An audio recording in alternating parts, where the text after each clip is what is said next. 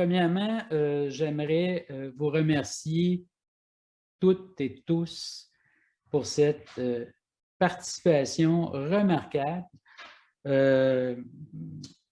Vous donner quelques statistiques de base.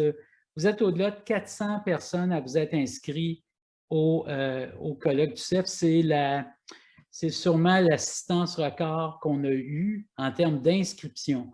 Maintenant, on a tenu des statistiques régulières au cours des 3 journées et on a en moyenne 175 personnes qui se dispersaient sur le système Gathertown et qui ont participé aux différentes plénières et conférences dans les salles de conférence. Donc, bravo, c'est une réponse très, très forte de la communauté du CEF à la tenue de cet événement-là. Et les premiers concernés, c'est évidemment les étudiantes, les étudiants au 2e, 3e cycle, les chercheuses et les chercheurs postdoctoraux. On vous remercie chaleureusement pour votre participation. Et je veux profiter de l'occasion aussi pour remercier notre conférencière invitée, Hélène McDonald, qui a donné une conférence des plus inspirantes sur l'importance de la recherche à long terme pour mieux comprendre comment fonctionnent les écosystèmes, puis comment nos stratégies d'aménagement ont des effets à long terme sur les compartiments et les processus écologiques et la diversité biologique qu'on trouve dans ces milieux-là. Donc, une conférence qui était vraiment, vraiment fort intéressante. Et également à nos collègues, notre nouveau membre régulier, Christiane Bonsperber, et à nos collègues membres associés, Martin Gérardin et Marie-Josée Fortin, qui ont vraiment donné des conférences très intéressantes. Vous avez répondu en très grand nombre. On souhaite bien sûr continuer cette tradition-là l'an prochain et on y reviendra tantôt. Je veux remercier sincèrement également toute l'équipe de professionnels du Centre d'études de la forêt. Et là, je pense plus personnellement à Luc, Natacha, Mélanie, Pierre, Daniel, André, Stéphane, Hermine et François, qui ont fait un travail énorme pendant les 6 derniers mois. Et on a commencé à préparer ce colloque-là au mois de novembre dernier et on est aguerri dans l'organisation des colloques. C'est quand même notre 14e édition. Et on a la chance, nous, d'avoir un personnel relativement permanent au Centre d'études de la forêt. Il faut croire que le milieu est un milieu qui est stimulant pour tout le monde, dont nos professionnels. Je profite de l'occasion pour vous remercier sincèrement. Vous avez fait un travail remarquable, d'autant plus qu'on partait à zéro sur ce qui était l'organisation d'un événement virtuel. Et vous avez été imaginatif, innovant, créatif, et je vous en remercie énormément. Je veux remercier également le service audiovisuel de l'UQAM, entre autres les gens qui sont responsables de l'organisation des événements médias, et plus particulièrement Sébastien Trottier, qui était responsable, qui était la personne contact avec nous tout au long de l'organisation du colloque. Et chapeau, bravo encore à l'équipe de l'UQAM, vous nous avez très bien supportés dans la tenue de cet événement. Évidemment, on ne peut passer sous silence nos remerciements envers nos partenaires. Donc, un grand merci à tous nos partenaires, les éditions Michel Quintin, les instruments Régent, le réseau de reboisement et d'huminiculture Québec, l'Association forestière de la Abitibi-Témiscamingue, Nature sauvage, et notre collègue Damas Cassa qui a fait un don, entre autres, un de ses ouvrages qui va être disponible pour le tirage. Je veux juste vous rappeler une chose importante parce qu'on l'oublie souvent, c'est que le Centre d'études de la forêt existe parce qu'il y a un programme de regroupement stratégique. Et c'est très important de le rappeler parce que le programme de regroupement stratégique au Fonds de recherche nature et technologie permet le regroupement des équipes de recherche et permet de créer ce que le CEF est devenu depuis maintenant 15 ans. Depuis 2006, nous sommes financés comme regroupement stratégique et les fonds de financement servent à monter l'infrastructure. Donc, d'une part, à faire en sorte que nous pouvons avoir des professionnels de recherche qui viennent en aide à toutes les chercheuses et chercheurs membres du Centre d'études de la forêt.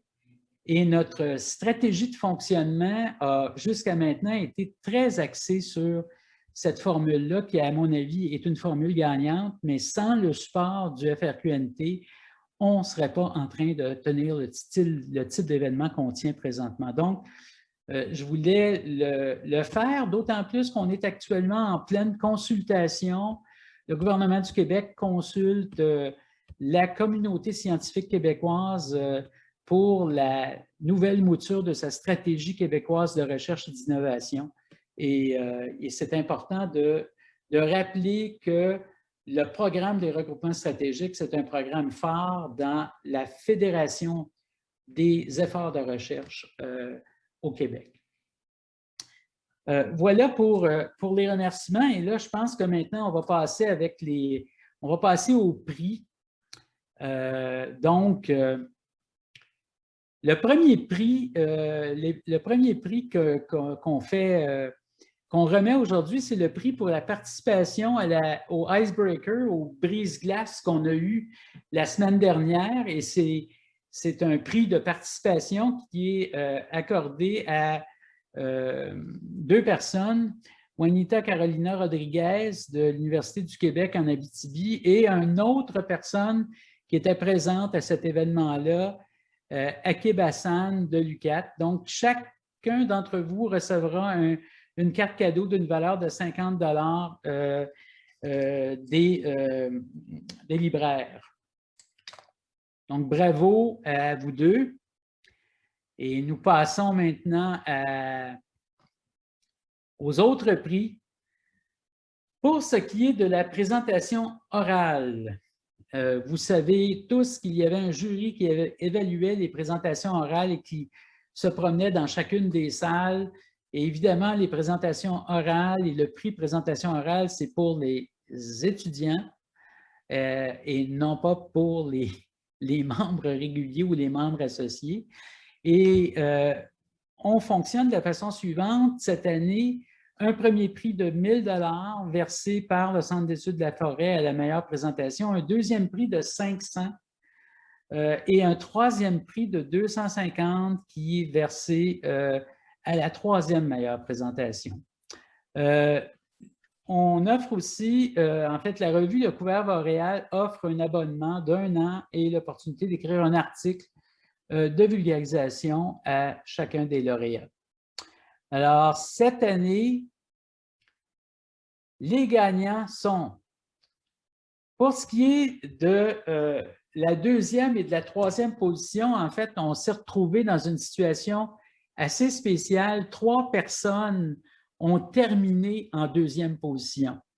Et comme on donne au total un certain montant d'argent, on a décidé il n'y a pas de gagnant en deuxième position, mais il y a 3 personnes qui finissent ex aequo, ce qui fait que chaque personne va recevoir 250 $. Il s'agit de Laura Milliard de l'Université Laval, donc bravo Laura, de Marie Renaudin de l'Université de Sherbrooke, bravo à toi Marie, et de Daniel Chenia de l'Université du Québec à Montréal. Donc, bravo à ces 3 personnes. Vous méritez chacune et chacun un prix de 250 $ et un abonnement d'1 an à la FAT. Maintenant, pour la présentation orale, prix du jury, premier prix, la présentation va à Clément Hardy de l'UQAM. Toutes nos félicitations, Clément, pour cette présentation orale. Et tu te mérites également le premier prix, donc un prix de 1 000 $ et un abonnement d'1 an à la FAT. Donc, bravo à tous nos gagnants à ces présentations orales qui, moi, je dois le dire, évidemment, on ne peut pas être partout mais tout ce que j'ai vu dans les 3 jours m'a profondément impressionné.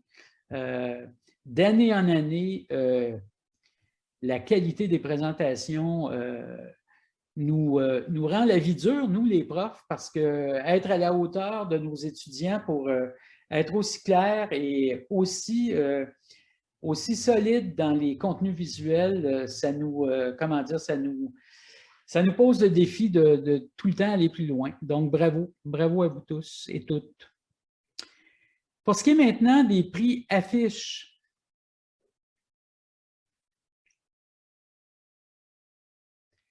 donc, là encore, on y va avec 3 prix. Un premier prix de 500 $, un deuxième de 250 et un troisième de 100 $ versés respectivement à la meilleure affiche, la seconde meilleure et la troisième meilleure. Cette année, les gagnants sont, pour la troisième position, Oran Mordak, pour sa présentation pour son affiche sur les arbres sont-ils influencés par leurs voisins par la chute de leurs feuilles, pour la chute de leurs feuilles, je m'excuse. Donc, bravo, Oran. Pour la deuxième position, c'est l'affiche de François Veillette qui est arrivé en deuxième position. Le suivi 1984-2015 de la croissance des peuplements forestiers issus de coupes totales à partir de photographies aériennes historiques pour la sapinière à bouleau blanc. Donc, bravo, François. Et pour ce qui est de notre première position cette année, la présentation, il n'y a pas une petite erreur dans le titre, là? Oui, c'est ce que je me disais, là. Donc, la présentation de Sang-Win Kim, c'est l'affiche numéro 20, puis est-ce que quelqu'un va me retrouver le titre?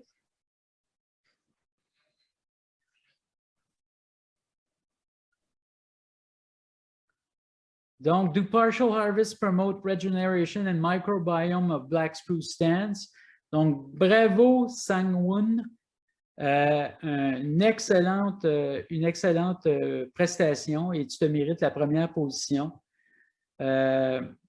So, my congratulations to you, Sang-Won, because I guess that your presentation was in English, so I guess that your second language is English. And again, the Center for Forest Research is quite proud of you for being selected as the first position for posters. Il nous reste maintenant des prix de présence à distribuer. Et si vous vous souvenez bien, on vous demandait de participer, de déposer un coupon de participation à divers endroits sur le site Gathertown. Et nous avons divers prix de présence à faire tirer et on va tirer les noms et les personnes vont choisir finalement, vous avez le choix entre les divers livres qui se présentent à vous et donc on va procéder immédiatement. Donc, est-ce qu'on peut, Daniel, aller à la prochaine diapo? En fait, on est rendu à cette diapo-là, Pierre, puis Hermine devrait nous tirer les gens qui vont... Okay. Alors, j'ai le premier nom de la personne. Ah, ça va être Mélanie. Voilà. Alors, la personne viendra dans le chat ou peut se mettre en mode micro et nous dire lequel de ces livres-là elle a le plus envie de garder dans sa bibliothèque. Alors, le premier prix de présence, c'est à Narimene Braham. Est-ce que tu es là et peux-tu nous dire quel est ton choix?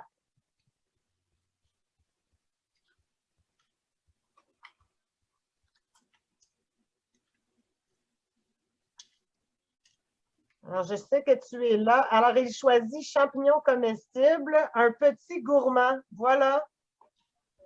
Bravo. Et ça te sera envoyé par la poste. Donc, on va communiquer avec le gagnant. Parfait. La deuxième personne qui est tirée au hasard parmi les gens qui ont rempli le formulaire, c'est Clément Hardy, ma foi, le héros du jour. Comme si avec 1000 $, il ne pouvait pas s'acheter plein de livres, hein? Je rigole. Je peux-tu pas le laisser à quelqu'un d'autre quand même? C'est pas très correct, là. Ben non, allez Clément, tu feras un don. Ah, ben là, OK. Je suis très intéressé par le mammifère du Québec, là, personnellement. Parfait. Fait qu'on y va avec les mammifères du Québec, Clément? Oui, si c'est correct. Merci beaucoup. Oui, ben oui. C'est ton choix. Le troisième prix de présence est accordé à Sarah Tardif. Est-ce que je peux juste ajouter un petit mot? Je veux juste dire qu'il y a dans les prix, il y a 2 abonnements des revues. Donc, Nature sauvage, une excellente revue québécoise avec beaucoup d'auteurs qui viennent, entre autres, du CEF. Et puis, Le Progrès forestier, qui est un autre abonnement d'1 an aussi à la revue. Donc, des livres, mais il y a aussi 2 abonnements d'1 an. Parfait. Donc, Sarah Tardif, est-ce que tu peux prendre parole ou nous indiquer? Elle choisit les oiseaux du Québec.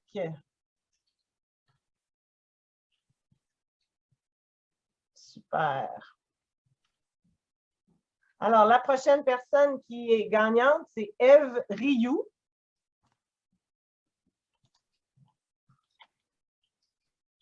On peut donner quelques instants à Ève de se... Elle est peut-être ici sous un autre nom. Ève, tu ne sembles pas être dans la salle. Donc, je laisse encore 3 secondes, 2 secondes, 1 seconde. Alors, on va tirer quelqu'un d'autre pour un prix de présence. Alors, Ange-Marie Boutreau. Oui. Voilà.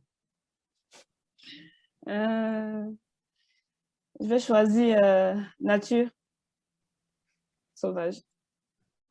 Parfait. C'est Merci excellent beaucoup. choix, Ange-Marie. Tu iras voir la section École buissonnière en particulier.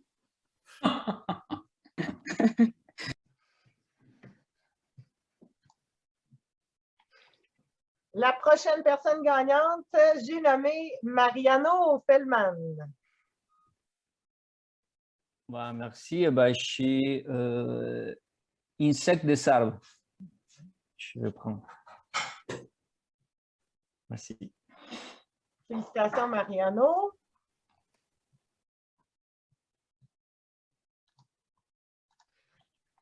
La prochaine personne gagnante, Animesh Gossé. So should I select one book? Yes, so Animesh, you have a choice of 3 books, and on your top left is a 1-year subscription to a magazine in French. Okay. And what about the book Cabernet du Québec? Is a Cave of Quebec, something like that? Oh, okay, so I will go for this. All right, great choice. Thank you.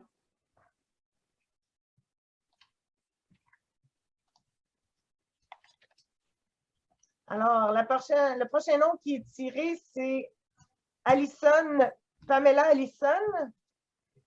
Je ne sais pas si tu es ici sous un autre nom, Pamela, mais je ne te vois pas dans la liste. Donc, on va laisser 3 secondes, 2 secondes, 1 seconde. On va passer au suivant. La prochaine personne, Annabelle Mercier. Oui, c'est moi. Je prendrais Poisson d'eau douce. Excellent. Alors, il nous reste 2 prix. 2 personnes chanceuses. Donc, je tire la main dans le boulier. Je crois que cette personne n'est pas présente. Je vais quand même vérifier. Bastien Bourg. C'est pas Bastien Bourg? Alors, tu es là, Bastien? Progrès forestier, super, merci. Et dernier prix, la dernière personne, est-ce que Raphaël Fréchon est dans la salle? Oui. Donc, c'est toi qui se mérite le dernier prix de présence. Merci beaucoup. Donc, comme on disait, on va vous contacter par courriel pour vous faire acheminer votre prix de présence. Félicitations à tous les gagnants et merci à Hermine et le sieur de la film Léger pour ce concours officiel. C'est bon, merci. Merci à tous. On va enchaîner et finalement vraiment clore le colloque. D'une part, ce que je voudrais vous dire, combien je suis heureux d'avoir fait en sorte qu'on puisse le tenir, ce colloque-ci, cette année. Je pense qu'on avait tous vraiment besoin, même si c'est virtuel, de se retrouver, de reprendre contact, d'avoir un sentiment on est tous dans nos bulles, mais on est tous ensemble également. Et je vous dirais, moi, que la très grande qualité scientifique des présentations, tant orales que sous forme d'affiches, montre clairement la maturité scientifique de notre communauté. Elle met en relief le potentiel remarquable que nous avons collectivement pour favoriser les voies de passage entre la connaissance scientifique, l'innovation et la société pour une forêt en santé. Toutefois, récemment, la communauté élargie du CEF s'est montrée inquiète de la gestion de la forêt, notamment par le retour à une vision centrée principalement sur la récolte du bois, et ce, au détriment des autres valeurs et usages de la forêt, comme la planification des aires protégées, la conservation de l'habitat des espèces menacées, telles le caribou forestier, mais plus largement de la biodiversité végétale et animale qui sont associées aux forêts matures et âgées, qui, on le sait, sont de moins en moins abondantes sur le territoire, qu'on soit en forêt tempérée ou en forêt boréale.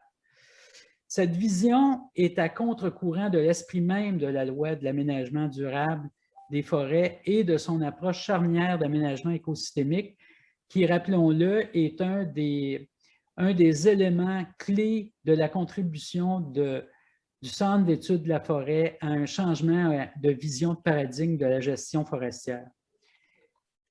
Et je pense que l'approche d'aménagement écosystémique, elle impose de planifier autant la forêt qu'on laisse sur pied que celle que l'on récolte. Le retour à une vision plus globale de la forêt est d'autant plus important dans le contexte des changements climatiques où la recherche montre que la résilience de nos écosystèmes forestiers repose sur une conservation accrue de la forêt. Soyez assurés que le Centre d'études de la forêt continuera à faire entendre auprès du public la voix de la connaissance scientifique sur les forêts du Québec. La forêt est au cœur de la vie de notre société, et ce, jusque dans les villes. Je pense que la pandémie nous a fait réaliser jusqu'à quel point, par exemple, dans nos villes, les grands parcs boisés ont un rôle hyper important pour notre santé physique et mentale.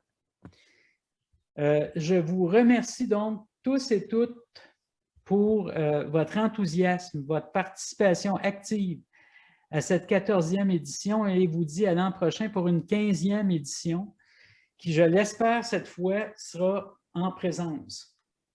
Je cède maintenant la parole à Richard Fournier à ce sujet.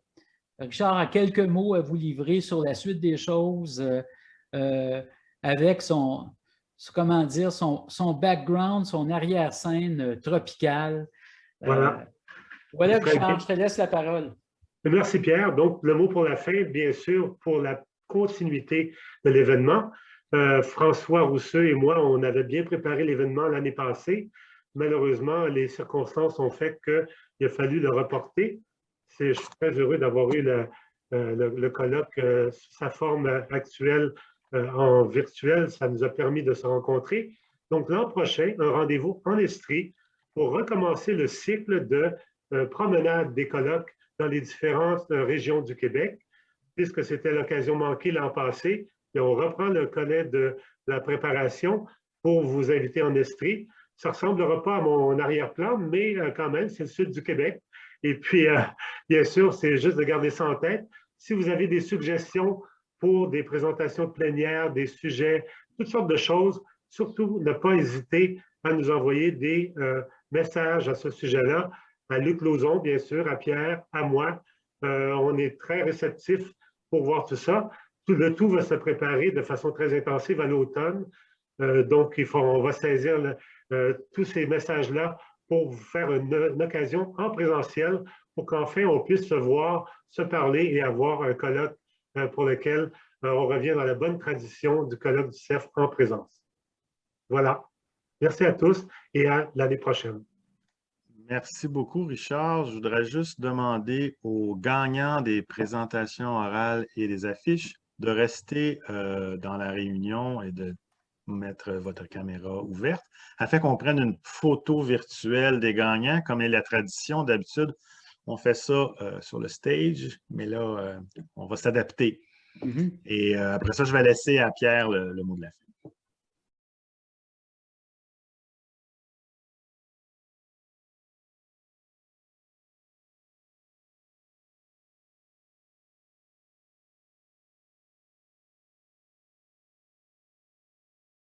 Ben, écoutez, je vous laisse là-dessus. Là. Je veux dire, de toute façon, la plupart des gens ont quitté. Merci encore. Puis, c'est vraiment un grand souhait qu'on soit en 3 dimensions l'an prochain. Et non pas seulement sur écran, bien qu'on m'a dit à la blague tantôt que ben, probablement que la prochaine étape Gathertown, c'est qu'on va avoir des lunettes pour voir en 3D. Et Louis, c'est un plaisir de te revoir. Et merci vraiment à tout le monde. Puis écoutez, comme on vous l'a dit, l'an prochain, on s'aligne pour retourner vraiment à Sherbrooke et on va continuer notre migration annuelle d'une université à l'autre, membre du CEF, pour continuer à partager ces connaissances-là. Portez-vous bien. Passez un bon été. Souhaitons que pour plusieurs d'entre vous, le terrain soit au rendez-vous. On a été pas mal immobilisés l'an passé, mais déjà, je pense que cette année, c'est plus simple, dépendamment des régions, bien sûr. Et la meilleure des chances est revenez-nous l'an prochain avec des résultats de recherche fascinants à présenter, tels que vous l'avez fait cette année. Merci beaucoup. Bye bye. Bye bye, merci à tout le monde. Bye bye, merci tout le monde.